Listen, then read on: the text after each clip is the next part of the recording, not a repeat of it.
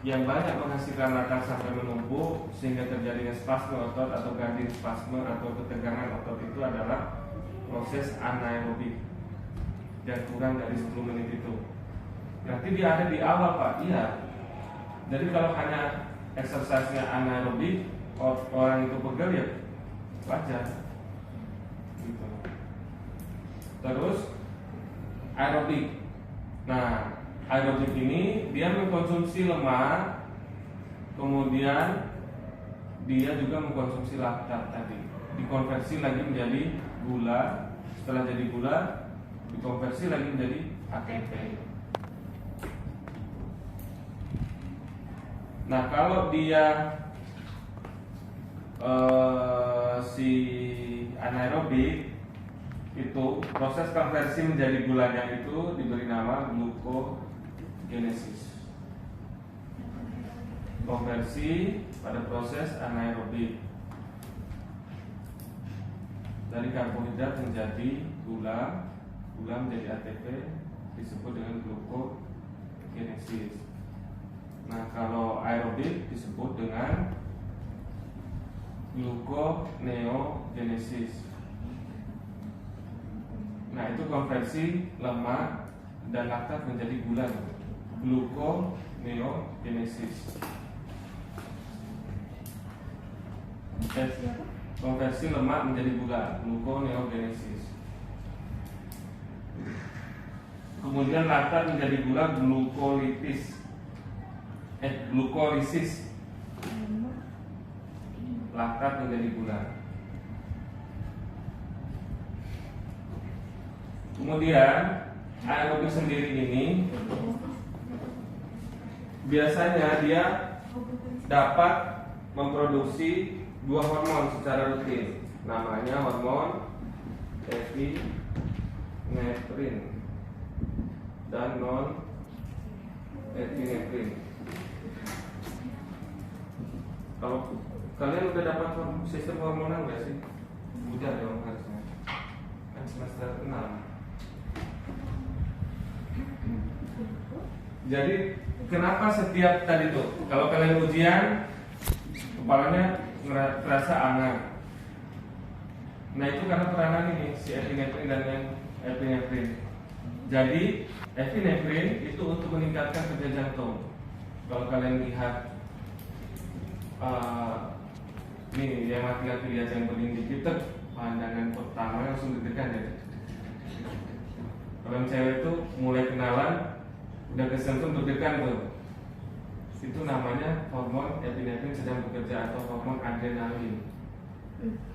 Naik ke lantai 9, lihat ke bawah udah rasanya kayak mau loncat gitu saking ininya deg-degannya. Aku mau ya. Itu hormon adrenalin. Setelah itu, maka si non epinefrin ini akan mengaktifasi memberikan sinyal ke jantung untuk bekerja lebih keras untuk merespons si adrenalin tadi.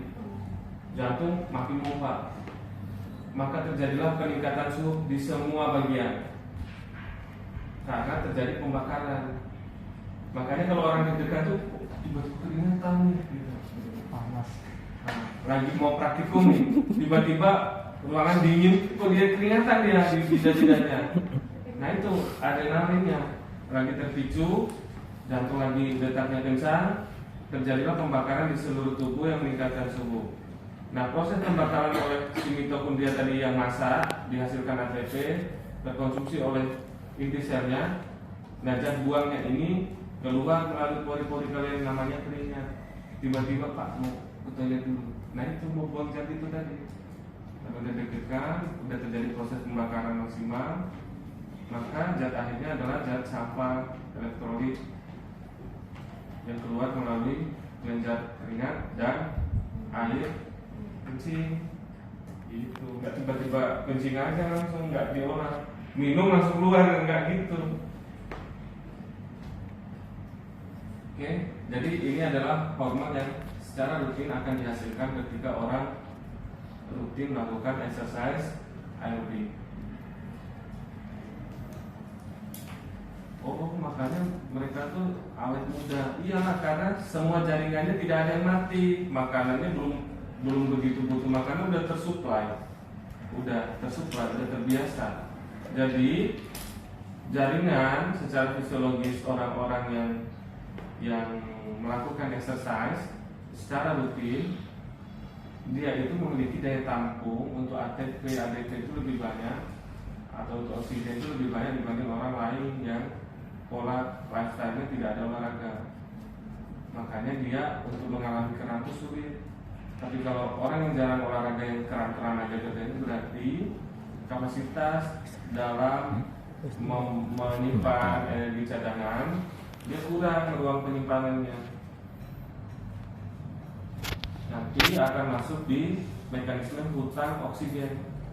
Jadi setiap kontraksi otot untuk orang-orang yang itu, dia memiliki ruang hutang oksigen yang harus dia bayar. Kalau nggak dibayar gimana Pak? Kram. Gitu.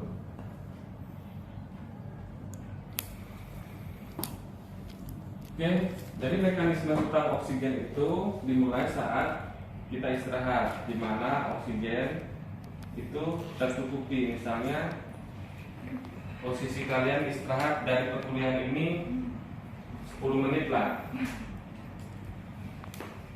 1, 2, 3, terus ini udah 10 lah, 10 menit istirahat.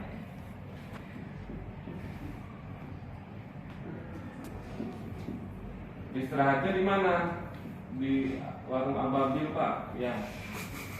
Berarti dia nanti dari Ababil ke gedung B lantai 6 ini, dosennya udah datang juga teman-teman. Kamu telat nih, ayo dosen udah masuk.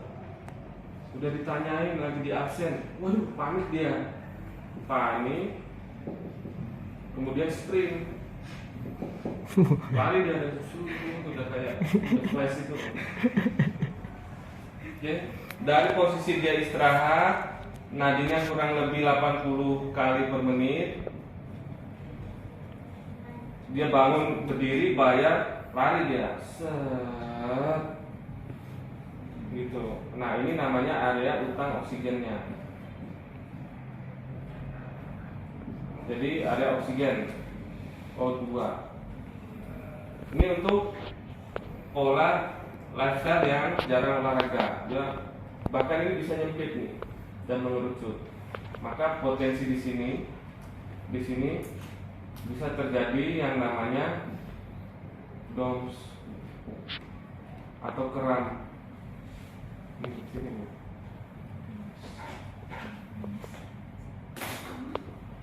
Nah, makanya untuk menghindari utang oksigen di sini dan di sini biar nggak terjadi kram, ada namanya metode pemanasan. Kalau mau olahraga nih, pendinginan. Jadi dari kalian sprint, jogging dulu, jalan santai, habis itu stretching. Stretching itu untuk mengembalikan panjang otot ke semula. Oke? Kalau atlet gimana Pak? Atlet dia kalau sudah pemanasan semua dia akan banyak ruangnya. Nih. Jadi area utang oksigennya juga dia lebih banyak cadangan energinya. Oh, berarti di setiap program latihan yang kami bikin harus ada pemanasan, latihan inti diakhiri dengan pendinginan. Iya dong, itu wajib itu. Kalau enggak nanti orang punya utang oksigen. Kalau enggak sekarang, pas mau jalan pulang atau pas sampai rumah bangun tidur, aduh kram. Udah? Dihapus ya. Lanjut lagi nih.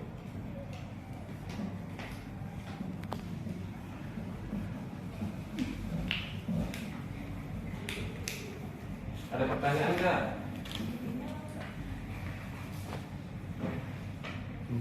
Oke, aerobik, anaerobik, karena dia ini nggak butuh terlalu banyak oksigen yang dia butuhkan minimal karena di dalam protein dan karbohidrat ini sudah kaya oksigen.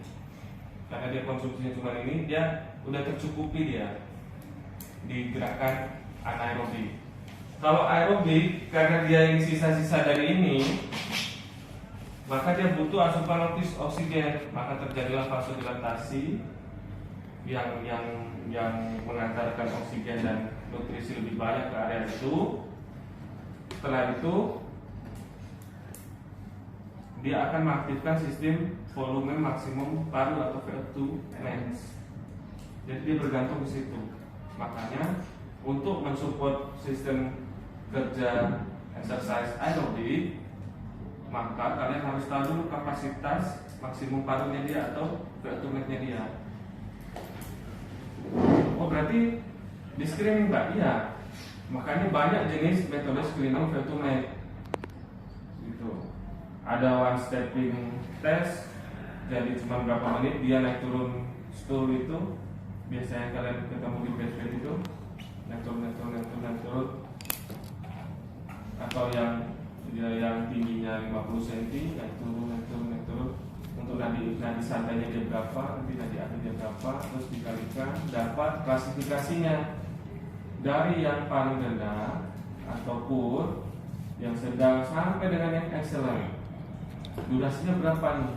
Nah itu untuk dasar kalian buat program aerobik untuk dia. Kalau dia seorang atlet yang banyak menggunakan anggota dekat bawah, oh ya udah dia pemain bola nih, berarti masnya harus jogging dulu lebih dari 30 menit. Habis itu baru bisa ikut sesi latihan di lapangan. Karena baru cedera hamstring. Oke, jadi dia jogging dulu. Di situ kalian evaluasi. Bagaimana? Ada nggak repetitif lagi atau tanda-tanda alarm fisiologisnya yang dia rasakan waktu dia latihan aerobik tadi, endurance tadi. Setiap jogging gimana rasanya? Kayak ada yang nahan. Oh berarti di myofibril, di setiap badan otot itu kan terbungkus dia. Isinya itu banyak selang-selang myofibril. Nah, berarti dia kurang di pemanasan dan pendinginannya, atau enggak tidak terjadi kontraksi secara merata di semua selang otot ini. Makanya sensasi yang dia rasakan di alarm fisiologisnya kayak ada yang nyangkut gitu. Nekuk kaki, ya di sini kayak ada yang nahan gitu. Berarti ada sesuatu yang terjadi di dalam myofibrillnya. Maka untuk memecahkan masalah ini muncullah metode namanya isometrik dan statik kontraksi. Kontraksi statik dengan mempertahankan panjang otot, tapi memaksa otot itu untuk saling berikatan, kemudian relax, stretch, gitu. Oke, makanya ada program latihan statik atau isometrik kontraksi atau exercise. Oh, untuk mengatasi itu Pak, iyalah. Setelah serabut ototnya siap atau si myofibril siap untuk dilakukan exercise lain, masuklah di latihan metode lain. Ada terapi exercise, ada squat jump, dan lain sebagainya. Ada pertanyaan? Ini gimana caranya kalian exercise metabolisme ini kalian prosesnya jadi satu program latihan. Kayak gitu contohnya. Terus apalagi yang masih kurang? Tentang oksigen sudah.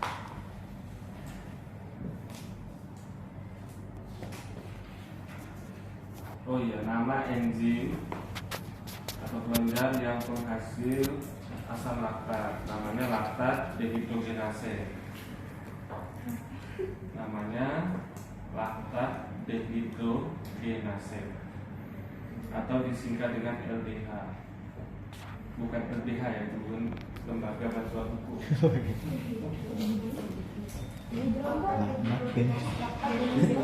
Laktat dehidrogenase.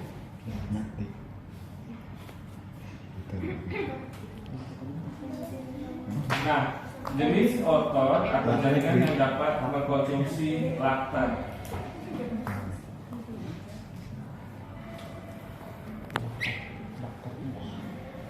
Laknat deh.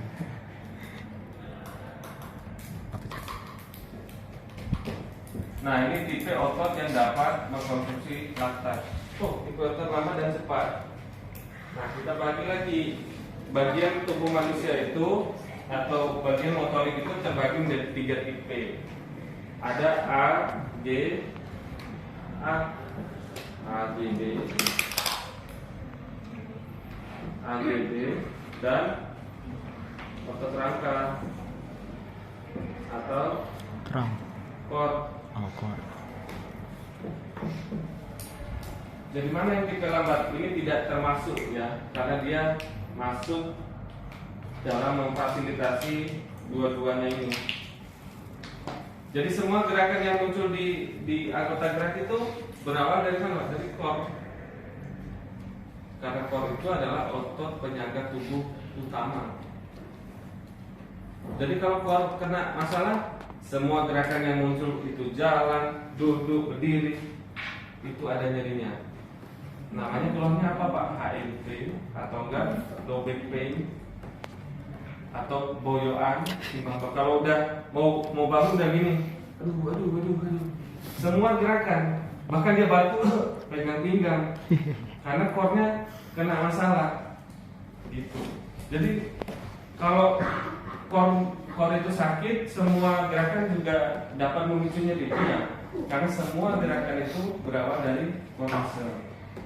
Jadi saya duduk nih, saya baru inisiatif mau ke whiteboard nih, mau tulis nih. Itu core udah ready, udah kontraksi dia. Bayangkan kalau core saya belum ready, saya bangun. Itu namanya. Saya pernah lihat video kayak gitu dulu. Ternyata di anak senja, bangunnya kayak gitu. Lumlai kayak gitu. Kalau saya pikir core-nya belum aktif. Ternyata di anak senja. Oke. Jadi otot yang tipe lambat, tipe cepat. Otot tipe kerja lambat tapi durasinya panjang adalah anggota gerak bawah. Dia nggak bisa secepat gerakan tangan, tapi dia bekerja dalam jangka waktu yang lama. Bayangkan kalau dia kerjanya cepat capek. Kalian jalan baru dari gedung A gedung B sekali, mau balik lagi, aduh udah keren nih, udah pegel banget ini. Nah seharian kan kalian jalan aja. Nah itu otot tipe lambat tuh. Jadi dia lambat mengkonsumsi atau menghemat energinya dengan memanfaatkan badan yang besar. Kalau tipe cepat itu masuk di AGA. Coba bayangkan kalian nulis lambat gitu. Saya udah ganti tulisan berapa kali, kalian masih nulis yang pertama tadi. Nah ini kan otot tipe cepat nih, tanpa harus effort banget kalian. Ngapus sampai kelihatannya sama-sama, saking cepatnya tipe cepat anggota gerak atas. Nah, dua jenis otot ini mampu mengkonsumsi atau mengolah si laktat menjadi gula, tergantung dari prinsip gerakan yang dia lakukan. Kalau dia masuk di aerobik dengan durasi latihan lebih dari 10 menit, kemudian masuk di hitungan gerakan aerobik, maka dia mampu untuk mengkonversi si laktat menjadi gula dan berubah jadi ATP. Oh, jadi kalau dia spasme di sini bisa Pak, bisa dong. Nah, kalian tinggal nerapin prinsip latihannya dengan gerakan yang kalian pilih. Nah, gerakan yang dipilih itu sesuai dengan otot yang mana yang kalian tuju. Ada flexor, ada extensor. Nah, kalau yang flexor, ya udah gerakan latihan flexor. Nah, jenis latihannya ada latihan travel exercise, dikasih tangan, ayo Pak, genggam Pak, genggam. Ayo Pak, buka Pak, itu untuk extensor. Gitu. Jadi maka dari latihan yang kalian pernah lihat, kalian pernah bikin, itu jauh lebih dalam sebenarnya, dan harus make sense dengan keluhannya. Jadi bukan hanya, oh saya lihat jurnal segini Pak. Kita harus tahu alasan orang nerapin gerakan dan arah gerakannya, dan tujuan akhirnya untuk apa. Karena tujuan fisioterapi itu ada jangka pendek, jangka panjang. Yang mana yang follow tujuan jangka panjangnya. Jangka panjangnya apa deh? Dia mampu beraktivitas, bekerja kembali. Oh berarti dia masuk di program aerobik. kalau dia sudah masuk aktivitas, karena nggak ada aktivitas yang cuma 1 menit. Kita mau mandi aja itu, bayangin kalau mandi 15 detik gitu, baru set gitu, cuma kena anginnya aja udah segar gitu, nggak bisa dong. Jadi kalau sudah masuk ke daily living, maka kalian harus mulai berpikir untuk membuat program aerobik minimal dengan durasi minimalnya dia 10 sampai 30 menit. Dia mampu mempertahankan kontraksi tanpa ada keluhan. Udah Pak, Bapak lu udah sudah pulang ya. Jadi kalian tahu, oh ini syarat orang pasien biar lulus ini apa? Nah ini.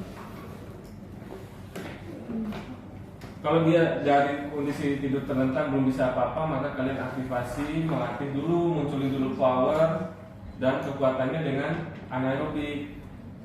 Udah muncul, badannya sudah ideal, badan ototnya, nggak perlu kekat kayak orang nge-gym itu, kayak bodybuilder itu nggak perlu. Udah ideal, udah mampu melakukan gerakan mandiri, tinggal gerakan ini dia mampu melakukan berulang-ulang kali selama seharian tanpa ada masalah. Memfollownya pakai aerobic exercise. Oke, jadi semua tipe otot ini dia mampu mengkonsumsi silaktat, itu artinya dia mampu mengandalkan V2 max, dan itu artinya secara gampang berarti dia bisa kita gunakan dalam exercise yang panjang atau aerobic exercise, atau kita latih daya tahannya, gitu ya. Oh berarti semua bagian mampu tergantung jenis gerakannya. Dia ringan aja terus, dia sedang aja terus, atau dia sedang ke berat gitu. Nah makanya program yang kalian bikin itu kalian harus pahami dulu. Terus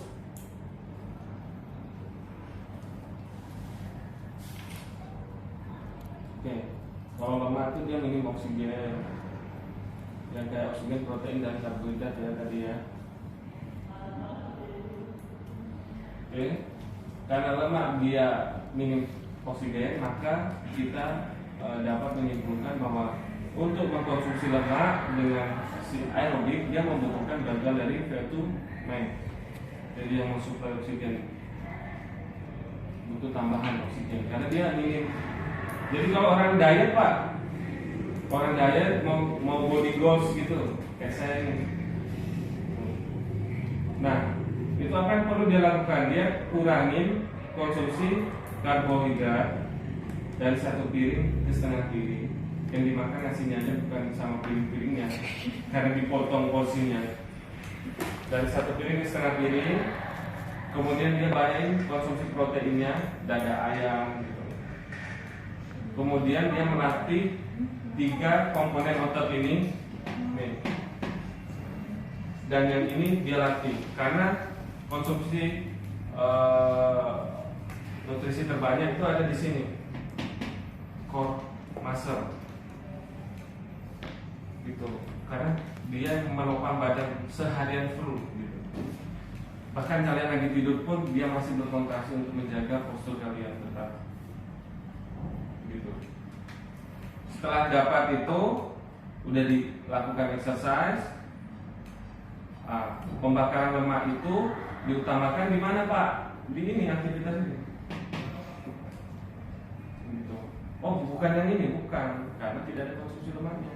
Kalau kalian mau menghabiskan lemak, sudah mengatur pola makan tadi, maka tubuh itu akan mencari sasaran energinya. Dia ambil dari mana? Dia dari lemak. Gitu. Oh oke. Kalau misalnya core itu exercise-nya apa? Ada core exercise, ada plank, side plank, gitu. Ada sit up, push up, gitu. Kemudian kalau misalnya anggota gerak bawah itu banyak, ada hurdle hook, ada squat jump, ada jogging, ada running, ada ya banyak. Terus anggota gerak atas ada badminton, gitu. Kemudian ada terapi exercise banyak. Kalau di Amerika itu juga banyak, ada rugby, ada baseball. tergantung kalian tujuannya apa. Mobile Legend. Berarti kalau mau ngecilin lengan, ya fokusnya di lengan dong. Masuknya di aerobik. Oh berarti, nah, jadi kalau antara pola makan dan eksersis itu dia balance, maka hasilnya juga akan maksimal. Oh berarti kami udah bisa bikin program menuju body goals nih Pak? Udah dong, kan udah paham. Widih. Kenapa harus banyak protein Pak? Ya karena dia konsumsinya 2-5% doang saat otot berkontraksi, nggak banyak. Jadi kalian konsumsi banyak biar kenyang itu nggak masalah. Nanti kalau dikurangi protein, dikurangi karbohidrat, dikurangi, yang ada penyakit mah, yang ada ujung-ujungnya tipes, diopname di rumah sakit, gitu. Dan harus diimbangi dengan exercise. Kalau nggak exercise juga, energinya juga banyak yang dicadangkan, jadi lemak juga, bukan makin kurus, tapi makin tebal aja gitu kulitnya. Oke, ada pertanyaan? Jadi praktikumnya nanti kurang lebih membuat program latihan sesuai skenario masing-masing. Program latihan itu disesuaikan dengan kasusnya. Dia butuh latihan jangka panjang atau jangka pendek. Jangka pendek durasinya masuk ke prinsip anaerobik atau aerobik. Tipe ototnya ini masuk ke otot yang hanya butuh energi sesaat atau otot cepat, atau dia otot yang lambat nih. Tipe pekerjaannya dia butuh durasi lama atau durasi yang sebentar.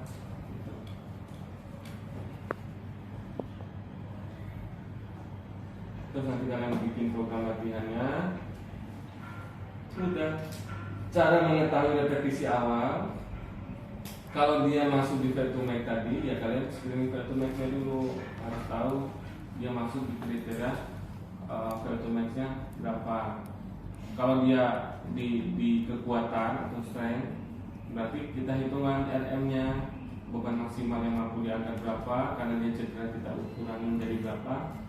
Dan repetisinya untuk mencapai 1RM-nya itu, kalau kita pecah seperempat, oh berarti 4-8 kali Pak pengulangannya.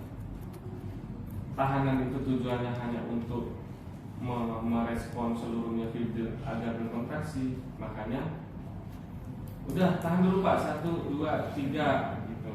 Itu tuh supaya loading responnya lebih cepat di semua serabut ototnya. Loadingnya tuh lebih dapat gitu. Kalau gerakan cepat gini, nah itu singkat juga memori motorik yang terjadi. Jadi boleh dilakukan dengan repetisi kencang untuk area-area fungsional seperti telapak kaki, jari. Tapi kalau masuk ke otot-otot yang perlu power, perlu kekuatan yang banyak dalam mengangkat benda semua, itu harus ada durasi di setiap gerakan. Gitu. Jadi lihat serabutnya banyak kan nih. Oh dia tipe otot cepat kok, dia hanya kayak ngambil doang. Mungkin dia genggam gelas 30 sampai 1 jam. Genggam gelas ini kram, cobain aja. Megang tangan pacar agak lama dikit aja udah kram kok. Dia keringatan dulu, keringat lama-lama pegel gitu.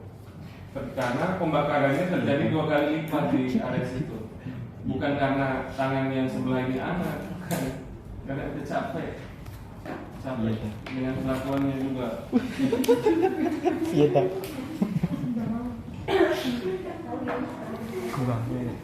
Jadi itu ada pertanyaan nggak untuk praktikumnya? Kurang lebih nanti ada skenario, nanti kalian bikin latihan tapi nggak boleh sama exercise-nya. Tujuannya boleh sama tapi exercise-nya kan banyak. Nggak cuma itu aja. Nah itu harus dibeda-bedain. Untuk pasiennya pakai teman sendiri bergantian. Kalau boleh berkelompok sama PT-nya nanti kita dikelompokin aja. Tapi kalau harus individu, ya individu aja. Lu bertiga lagi lu. Kita lihat nanti. Oke. Sama untuk yang sering lupa setelah kuliah 3 jam setelahnya itu biasanya lupa. Itu udah saya siapin e-book untuk dibaca. Alhamdulillah. Nanti kita kasih saja modulnya di grup PJ. Nanti masuk dulu di grup PJ atau dibikin grup PJ-nya. Ini semua ada sekali kirim. Kalau saya ngirimin satu-satu, nggak bisa ngajar, saya hanya ngirim balas WA aja gitu. Jadi biar lebih efektif. Ada pertanyaan? Insya Allah tidak, Bapak.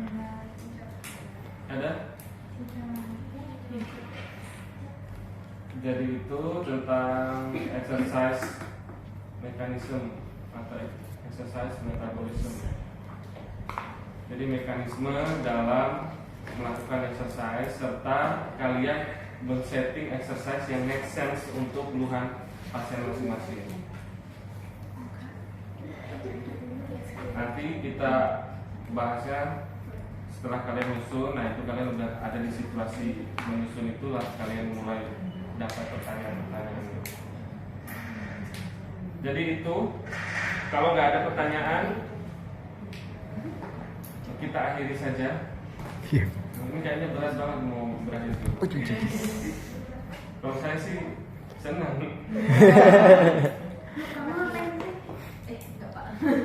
Oke. Kalau nggak ada pertanyaan lagi, sebelum saya akhiri, mari sama-sama mengucap hamdalah dan berdoa. Alhamdulillahirobbilalamin. Subhanakallahumma wa bihamdika asyhadu an la ilaha illa anta astaghfiruka wa atubu ilaik. Subhanallah. Saya